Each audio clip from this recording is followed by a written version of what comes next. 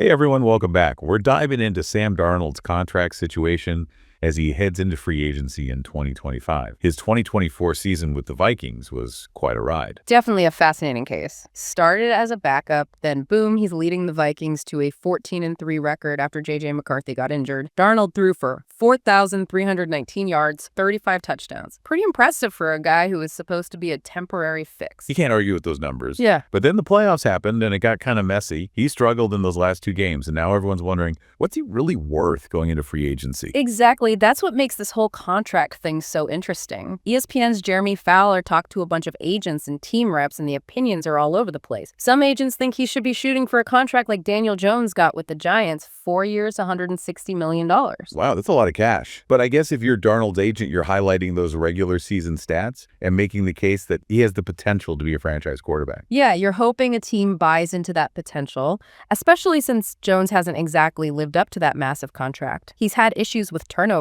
and hasn't been consistently playing at a high level. A lot of people think the Giants paid way too much. So the Jones contract, even though it's a big payday for him, has kind of become a warning sign for teams. It has, and that's why some teams are thinking more along the lines of the Baker Mayfield deal, 3 years, $100 million.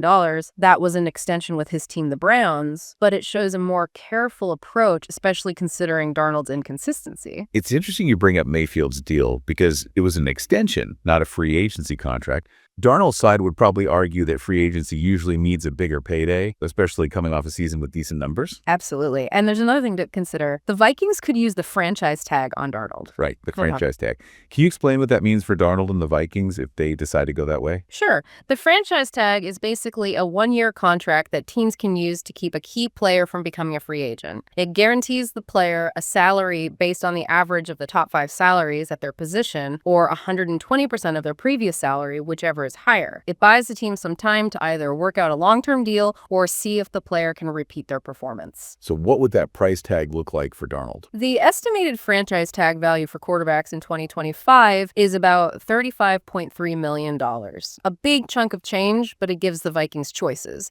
They could tag him and try to work out a longer deal, or let him play out the season on the tag and see if he's worth a bigger commitment. So for Darnold, it's kind of a mixed bag. He gets a big one-year payday. Could also mean the Vikings aren't fully committed to him long-term. Exactly. And it limits his choices in free agency. He'd be stuck with the Vikings for another year, even if he wanted to explore other options and maybe find a team that sees him as their franchise quarterback. This is where it gets really interesting to me.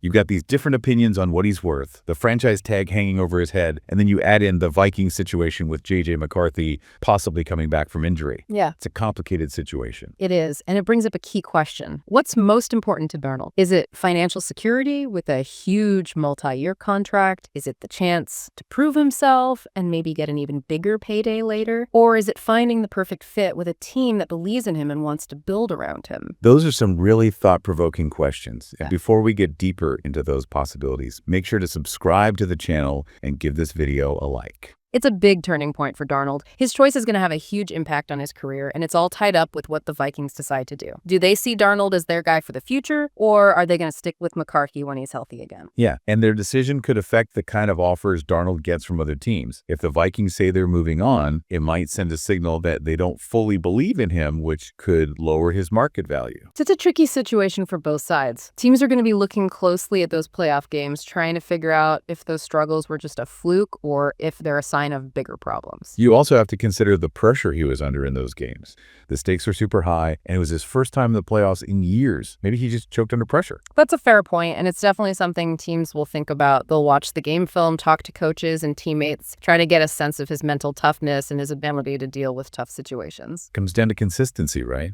Can he deliver those regular season numbers consistently, especially when the pressure's on? If a team believes he can, they might be willing to offer him a big multi-year contract, even with those playoff struggles. Exactly. But if they have doubts, they might be more likely to offer him a shorter prove-it type of contract, maybe 2 or 3 years, just to give them a chance to see what he can do without committing to him long-term. And that's where it gets interesting for Darnold. Does he bet on himself, take a shorter deal and try to increase his value, or does he go for the long-term security, even if it means a slightly smaller contract? It's a gamble either way. A short-term deal gives him the chance to prove himself and maybe get a bigger payday later, but there's also the risk of injury or another bad season season. A long-term deal means stability and financial security, but it might limit how much he can earn if he ends up exceeding expectations. Then there's the question of fit. Does he want to go to a team with a strong supporting cast and a system that plays to his strengths? Or is he okay with going to a team that's rebuilding where he might have more opportunity but less support around him? That's a huge factor, especially for a quarterback who's had consistency problems. Ending up in the right situation with a coach who believes in him and a system that suits him could what he needs to reach his full potential. Let's play a little game here.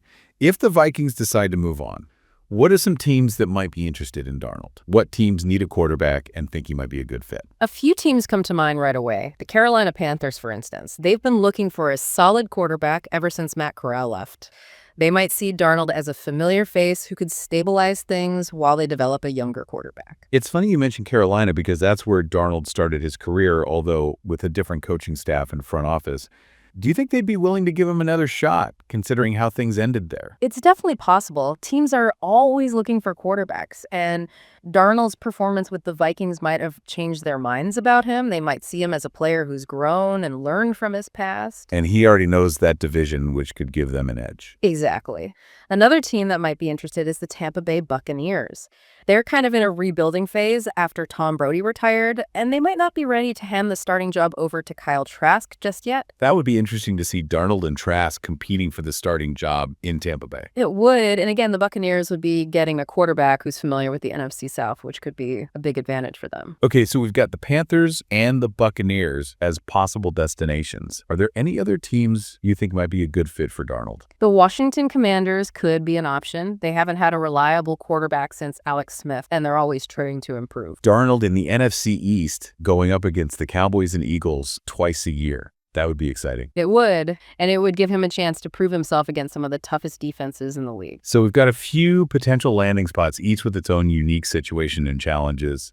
It's tough to predict where Darnold will end up, but it's clear his decision is going to have a ripple effect throughout the league. Definitely. His contract situation is a perfect example of how the quarterback carousel works in the NFL. Teams are always searching for that perfect franchise quarterback, and Darnold is a high-risk, high-reward option. It just shows that talent alone isn't always enough in the NFL. You need fit the right system and a little bit of luck to really succeed. And you need the mental toughness to overcome obstacles and bounce back from setbacks. Darnold's career has been full of ups and downs, and it'll be interesting to see what happens next. Before we wrap up, just a quick reminder to subscribe to the channel and give this video a like. We've talked about his up and down 2024 season, the different opinions on what he's worth, and some teams he could end up with if he doesn't stay with the Vikings. It's crazy how much people's opinions of him have changed in just a few months. At one point, he was like the hero of the Vikings, taking them to a 14-3 record. But then the playoffs were rough, and now there are tons of questions about his future. It really shows how quickly things can change in the NFL, right? One minute, you're the star. The next, you're fighting to keep your career going. Totally. And for Darnold, it's all about finding the right spot, whether it's with the Vikings or somewhere else. He needs to be in a place where he can build on what he did well in the regular season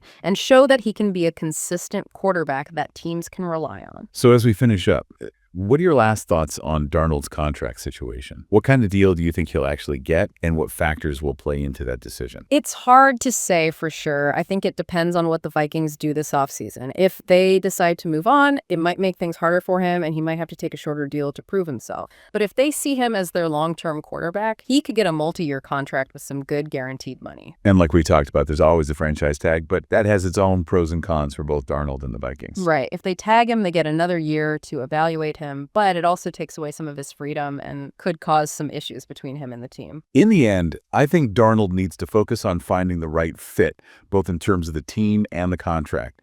He needs to go somewhere where he feels good about the system, and where he has a real chance to be successful. I agree. And his choice will tell us a lot about what he's thinking and what's important to him right now. Does he care most about making a lot of money? Is he willing to take a risk and maybe earn more later? Or does he just want to be on a winning team and make a name for himself in the NFL?